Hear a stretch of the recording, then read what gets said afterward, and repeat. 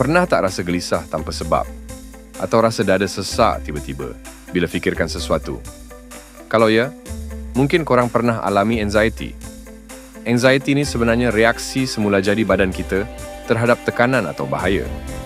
Tapi kalau keterlaluan, boleh jadi masalah serius. Ramai orang anggap anxiety ni sekadar perasaan takut atau nervous. Tapi realitinya, ia lebih daripada itu. Anxiety boleh ganggu kehidupan seharian, hubungan dengan orang lain, dan kesihatan mental. Jadi, jom kita kenal pasti jenis-jenis anxiety, punca-puncanya, kesannya, cara nak atasi dan elak, supaya hidup lebih chill dan tenang. Ada banyak jenis anxiety. Antara jenis-jenis anxiety yang dapat dikenal pasti ialah yang pertama, Generalized Anxiety Disorder, GAD. Ini jenis anxiety yang paling common. Orang yang ada GAD selalunya risau berlebihan tentang benda-benda biasa, seperti kerja, keluarga, atau kewangan, walaupun tak ada sebab jelas. Kadang-kadang mereka susah nak kawal perasaan risau tu. Jenis yang kedua ialah Panic Disorder. Pernah rasa jantung berdegup laju tanpa sebab, dada sesak, rasa macam nak pitam ataupun takut mati. Itu antara tanda-tanda panic attack. Serangan panik ni boleh datang secara tiba-tiba dan buat orang rasa macam kehilangan kawalan terhadap badan sendiri. Jenis ketiga pula, Social Anxiety Disorder. Yang ni pula lebih kepada ketakutan melampau untuk berdepan dengan orang lain, terutamanya dalam situasi sosial. Orang yang ada social anxiety ni selalu takut kena judge, malu, ataupun rasa rendah diri bila bergaul dengan orang. Jenis keempat ialah fobia, ketakutan melampau. Ada orang takut naik kapal terbang, ada yang takut dengan ketinggian.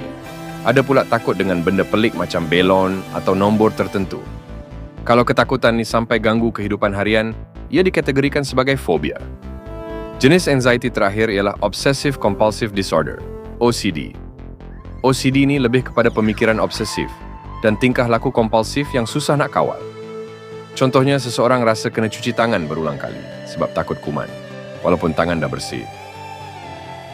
Baiklah, sekarang mari kita ketahui punca-punca yang membawa kepada anxiety. Sebab yang pertama ialah sebab tekanan hidup.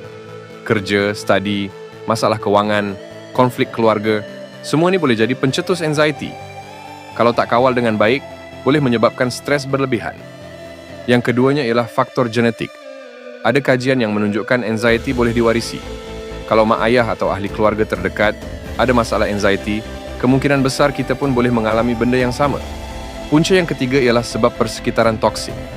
Kalau kita dikelilingi oleh persekitaran yang negatif, macam orang yang suka merendahkan kita, tempat kerja yang penuh tekanan, atau hubungan yang tak sihat, anxiety boleh muncul dan bertambah teruk. Seterusnya, gaya hidup tak sihat pun boleh jadi punca anxiety. Tidur tak cukup, makan tak seimbang, kurang bersenam, atau ketagih kafein dan alkohol boleh buat sistem badan jadi kacau bilau dan menyebabkan anxiety meningkat. Lastly, mungkin juga sebab trauma dan pengalaman buruk. Orang yang pernah alami kejadian buruk seperti kemalangan, kehilangan orang tersayang, atau penderaan, fizikal, emosi, atau seksual, lebih cenderung untuk mengalami anxiety. Kita dah tahu punca dan sebab anxiety, so now kita tengok pula kesan daripada anxiety ni. Anxiety boleh bawa kepada gangguan kesihatan fizikal. Macam ni, anxiety bukan just masalah mental. Ia juga boleh menyebabkan simptom fizikal seperti sakit kepala, sakit perut, jantung berdebar, dan sesak nafas. Selain itu boleh jadi punca kepada masalah tidur. Susah tidur, selalu terjaga tengah malam, atau mimpi buruk adalah antara kesan anxiety yang paling biasa. Bila tak cukup tidur, badan jadi lemah dan mood jadi makin teruk. Anxiety juga boleh jejaskan hubungan sosial. Orang yang mengalami anxiety mungkin susah nak keluar rumah, jumpa kawan-kawan, atau bergaul dengan orang lain. Lama-lama, boleh jadi rasa kesunyian dan terasing. Kesan seterusnya ialah kurang fokus dan prestasi menurun. Anxiety boleh buat seseorang jadi mudah terganggu, susah fokus, dan prestasi dalam kerja atau pelajaran menurun. Kesan terakhir boleh membawa kepada kemurungan. Kalau dibiarkan tanpa rawatan, anxiety boleh menyebabkan depression atau kemurungan. Rasa putus asa, hilang minat dalam hidup, atau pemikiran negatif boleh muncul dan memburukkan keadaan.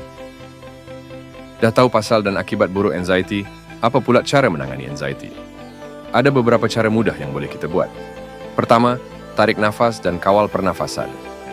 Teknik pernafasan seperti 4-7-8 pernafasan boleh bantu kurangkan rasa cemas. Tarik nafas dalam kiraan 4, tahan selama 7 saat, dan hembus perlahan-lahan selama 8 saat. Kedua, bersenam secara konsisten. Senaman boleh bantu keluarkan hormon endorfin yang buat kita rasa lebih happy dan rileks. Tak perlu angkat berat pun, jalan kaki 30 minit sehari pun dah cukup. Ketiga, kurangkan kafein dan alkohol. Minuman berkafein macam kopi dan teh boleh buat jantung berdebar dan anxiety jadi lebih teruk. Kurangkan pengambilan benda-benda ni untuk lebih tenang. Keempat pula, luahkan perasaan. Jangan pendam perasaan. Cari seseorang yang boleh dipercayai, sama ada kawan, keluarga, atau kaunselor untuk luahkan apa yang dirasai. Dan terakhir, lakukan aktiviti yang menenangkan. Meditasi, solat, mendengar muzik, menulis jurnal, atau sekadar tengok drama kegemaran boleh bantu tenangkan fikiran. Topik berikutnya ialah cara nak elak anxiety datang dan menyerang. Pertama, perlu jaga gaya hidup sihat. Antaranya tidur yang cukup, makan makanan berkhasiat, dan bersenam secara konsisten boleh bantu elak anxiety daripada muncul. Keduanya, belajar cara kawal stres. Jangan biarkan tekanan bertimbun tanpa penyelesaian. Ambil masa untuk rehat, buat self-care, dan urus masalah satu persatu. Next, kurangkan penggunaan media sosial. Terlalu banyak scrolling boleh buat kita bandingkan diri dengan orang lain dan rasa tak cukup baik. Ambil masa untuk detox daripada media sosial sekali-sekala. Berikutnya, amalkan positive self-talk. Maksudnya kat sini, elakkan diri daripada berfikiran negatif. Biasakan bercakap dengan diri sendiri dengan ayat-ayat yang lebih positif dan membina. Lastly, cari hobi atau aktiviti yang menggembirakan. Buat benda yang korang suka, sama ada melukis, menulis, bermain muzik, atau apa-apa aktiviti yang buat hati tenang dan bahagia. Kalau anxiety dah tahap serius sampai ganggu kehidupan harian, mungkin dah tiba masa untuk dapatkan rawatan profesional. Tak perlu malu atau takut, sebab ramai je orang yang pergi cari bantuan untuk masalah ni. Berikut beberapa rawatan yang boleh bantu korang yang struggle dengan anxiety. Yang pertama, terapi psikologi, talk therapy. Cognitive Behavioral Therapy, CBT. Ini terapi yang paling famous untuk anxiety. Dalam CBT, korang akan belajar cara tukar pemikiran negatif kepada yang lebih rasional dan positif. Kalau selalu overthinking atau takut benda yang tak logik, CBT boleh bantu ubah mindset tu. Exposure therapy. Kalau korang ada fobia atau social anxiety, terapi ini akan bantu korang hadapi ketakutan secara berperingkat. Contohnya, kalau takut bercakap depan orang, terapis akan bantu korang biasakan diri dengan situasi itu step by step. Keduanya, ubat-ubatan. Kadang-kadang, doktor atau psikiater akan bagi ubat untuk bantu kurangkan simptom anxiety. Ada beberapa jenis ubat yang biasa digunakan. Antidepressants, SSRI dan SNRI.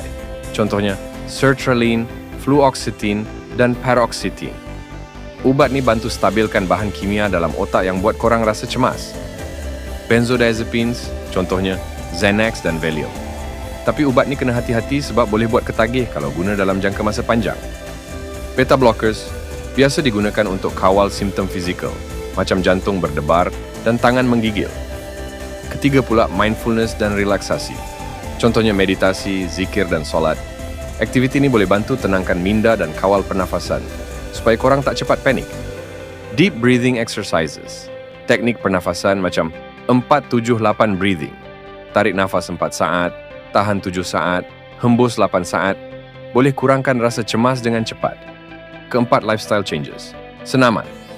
Bila bersenam, badan akan hasilkan endorfin, hormon happy, yang boleh bantu kurangkan anxiety secara natural. Diet seimbang. Kurangkan kafein, gula, dan makanan segera, sebab semua ni boleh trigger anxiety. Banyakkan makanan yang ada magnesium, contohnya pisang dan kekacang, sebab bagus untuk sistem saraf. Tidur cukup. Kalau tak cukup tidur, anxiety akan jadi makin teruk. Pastikan dapat at least 7-8 jam tidur sehari. Yang terakhir ialah counseling dan support group. Kadang-kadang, berbual dengan orang yang faham situasi kita boleh jadi satu bentuk rawatan juga. Sertai support group atau cari counselor yang boleh dengar luahan hati tanpa judge. Kesimpulannya, anxiety memang boleh jadi sesuatu yang mencabar, tapi ia bukanlah pengakhiran dunia. Dengan memahami apa itu anxiety, mengenal pasti punca dan kesannya, serta belajar cara untuk menguruskan dan mengelakkannya, kita boleh hidup dengan lebih tenang dan bahagia. Tak salah untuk rasa cemas sekali-sekala, tapi yang penting, Jangan biarkan ia mengawal hidup kita. Kalau rasa anxiety dah terlalu teruk, jangan malu untuk dapatkan bantuan profesional. Ingat, korang tak keseorangan dalam perjuangan ni.